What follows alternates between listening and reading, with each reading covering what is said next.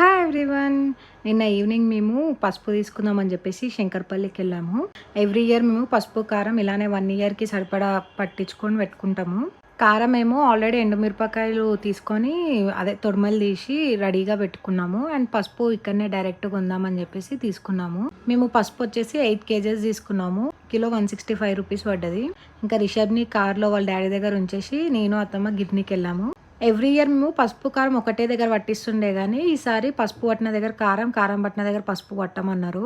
గిన్నె వచ్చేసి 30 rupees per KG పడ్డది. సో మాకు 8 కేజెస్కి 240 అట్లా అయింది. ఓవరాల్ 8 కేజెస్ పసుపుకి మాకు 1600 అట్లా అయింది. పసుపు ఏమో రైల్వే స్టేషన్ దగ్గర పట్టించినాము. ఇంకా కారం వచ్చేసి ఇక్కడ బస్ స్టాప్ వెనకాల పట్టించినాము. సేమ్ ఇది కూడా కిలోకి 30 రూపీస్ అంట. కానీ ఇక్కడ వీడియో తీసేటప్పుడు నేను ఒక 1 మినిట్ కూడా ఉండలేకపోయినా.